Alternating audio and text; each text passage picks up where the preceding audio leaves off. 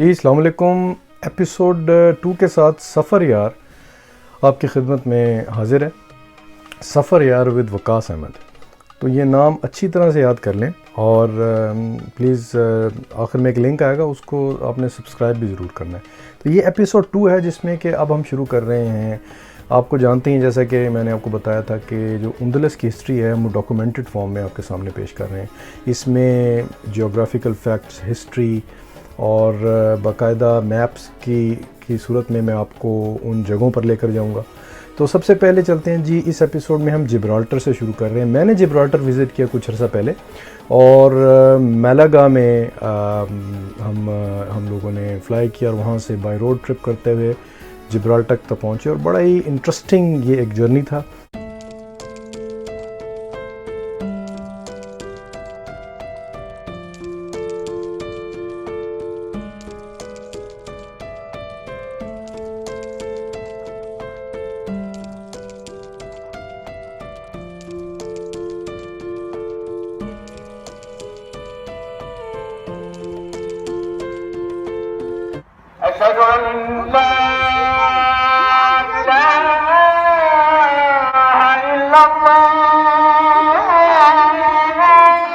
बहुत यादगार और तारीख़ी लम्हा था जब लाइव अज़ान सुनने को मिली, और वो भी स्पेन की सरज़मीन पर।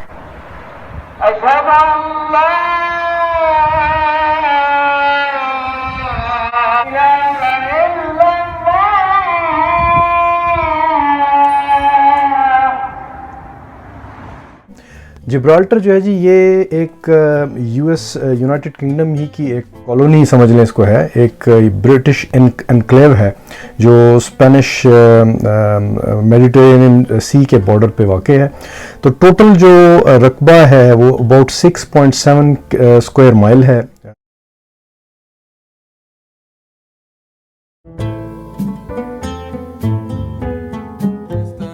इसके कोने पे ये जिब्राल्टर है जो कि अभी मज़ीद पिक्चर्स में देखेंगे। और नीचे सर ये मोरक्को है, और जो ये एक तकूनदार चीज़ आगे निकली हुई है, ये एक स्पेनिश सिटी है क्यूटा। इसकी डिटेल इंशाल्लाह आगे चल कर आएगी। और ये क्यूटा और मेलीला जो हैं दो स्पेनिश इनक्लेव्स हैं नॉर्थ अफ्रीकन सोइल पे, और आज तक इनका डिस्प्यूट चल रहा है मोरक्को के साथ।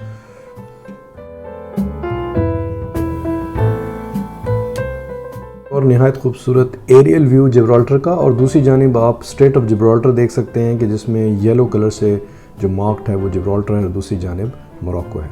यहाँ पर ये आपको स्पेन का जो दूसरी साइड है जिब्राल्टर की, वहाँ पे जो स्पेन का शहर है वो नज़र आ रहा है और ये उसकी आबादी है। और हम वहीं पर जाकर, जब मैं पहुँचा हूँ जिब्राल्टर, तो हम यहाँ पर ठहरे थे। उसके बाद फिर हमने बॉर्डर क्रॉस करके जिब्राल्टर को एक्सप्लोर किया था।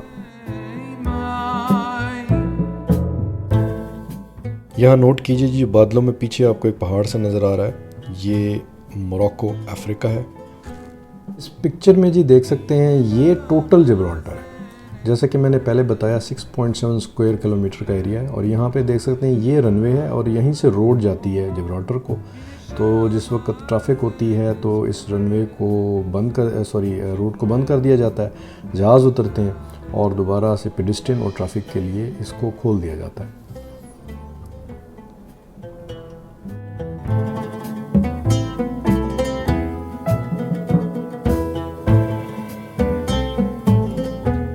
स्ट्रेट ऑफ जिब्राल्टर की जी बड़ी स्ट्रेटेजिक इंपॉर्टेंस है। जैसा कि यहाँ देख सकते हैं बहुत से नेवल वेसल्स यहाँ से गुजरते हैं और ये की रूट है इनका आगे मेडिटेरेनियन सी में जाने का। तो एक तरह से जिब्राल्टर की यूके के लिए भी बहुत बड़ी इंपॉर्टेंस है। और बीइंग ए की एलाई टू यूनाइटेड स्टेट्स, यहाँ से पूरे अफ्रीका और इस रीजन पे ये लोग नज़र रखते हैं। यहीं से जी एक केबल कार आपको इस जिब्राल्टर जबल तारक के ऊपर लेकर जाती है, जहाँ पे ये रॉक कैफ़े है। हम लोग यहाँ पर गए और बड़ी एक अजीब चीज़ देखी कि यहाँ बंदर बड़े हैं जी, इनको बंदर या बांदर कहें, और इनको कोई छेड़ नहीं सकता। अगर ये आएंगे आपके बैग की तलाशी लेंगे और जो कोई खाने की चीज़ है वो लेकर चले जाएंगे। और कहा जाता है कि बिल्कुल इनको मना नहीं करना, नहीं तो ये नुकसान पहुँचा सकते हैं। और बहुत बड़ी तादाद में ये लोग स्पेसिफिक जिब्राल्टेरियन बंदर जो हैं इन लाइमस्टोन जबल तारिक के ऊपर रहते हैं।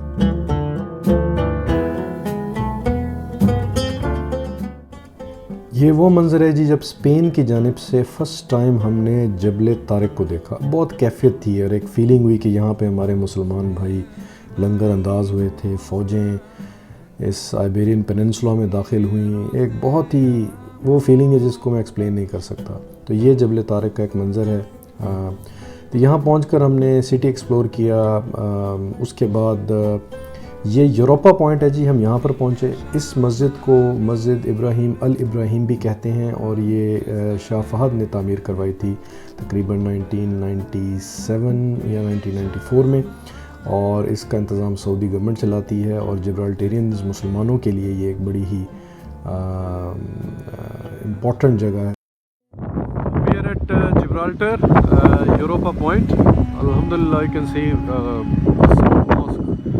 These have made a mosque here as well. Beautiful background.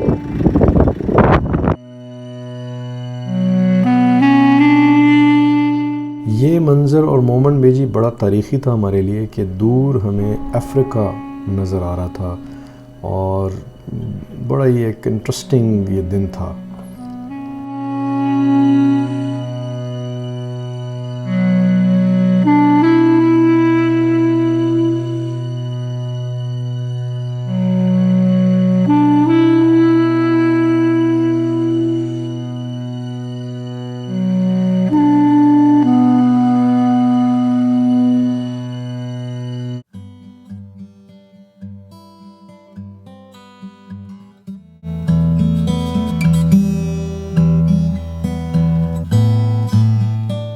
Quetta और मेलेला, वो दो शहर जो हैं तो अफ्रीका की सरजमीन पर, लेकिन कब्ज़ा स्पेन का है। तो ये जो क्यूटा और मेलीला हैं जी, एक्सेलेंट एग्जांपल्स हैं यूरोपियन कॉलोनाइजेशन के अफ्रीका के अंदर इस आज के दौर में।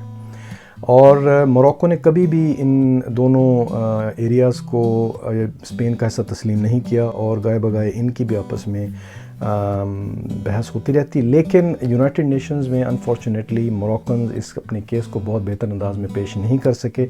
और एक और जो सबसे बड़ी बात है, जिस तरह से जिब्राल्टर के लोग स्पेन के साथ नहीं जाना चाहते, इसी तरह से क्यूटा और जो मेलीला के लोग भी हैं वो भी मेजॉरिटी उनकी स्पेन के साथ ही रहना चाहती है। इस वजह से ये केस हिस्टोरिकली बहुत वीक है। लेकिन मोरक्को जो है वो अभी भी इसको, जो अरब तारीख़ दान है वो इसको मुसलमानों का और स्पेन का और मोरक्को का हिस्सा ही समझते। तो 1956 में मोरक्को आज़ाद होता है और उस वक़्त से ही ये शहर जो हैं उनके कंट्रोल में कभी नहीं आए और इस पे स्पेनिश हुकूमत कायम रही।